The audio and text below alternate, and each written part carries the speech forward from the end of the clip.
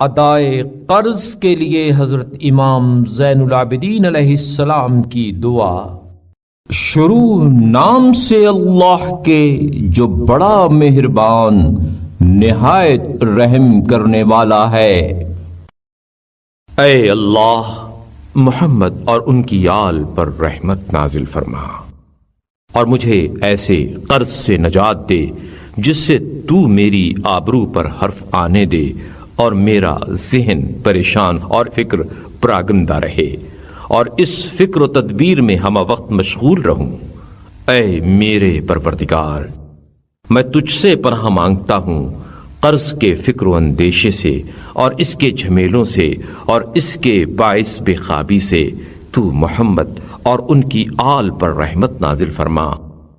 اور مجھے اس سے پناہ دے۔ پروردگار، میں تجھ سے زندگی میں اس کی ذلت اور مرنے کے بعد اس کے وبال سے پناہ مانگتا ہوں۔ تو محمد اور ان کی آل پر رحمت نازل فرما اور مجھے مال و دولت کی فراوانی اور پیہم رزق رسانی کے ذریعے اس سے چھٹکارا دے۔ اے اللہ، محمد اور ان کی آل پر رحمت نازل فرما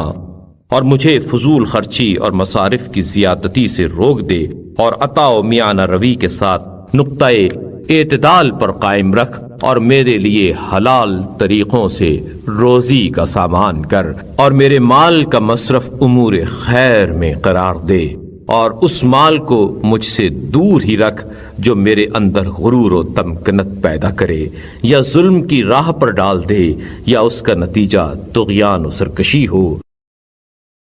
اے اللہ، درویشوں کی ہم نشینی میری نظروں میں پسندیدہ بنا دے اور اطمینان افزا صبر کے ساتھ ان کی رفاقت اختیار کرنے میں میری مدد فرما۔ دنیا فانی کے مال میں سے جو تو نے مجھ سے روک لیا ہے اسے اپنے باقی رہنے والے خزانوں میں میرے لیے ذخیرہ کر دے اور اس کے ساز و برگ میں سے جو تو نے دیا ہے اس کے سر و سامان میں سے جو باہم پہنچایا ہے اسے اپنے جوار رحمت تک پہنچنے کا زاد رہا،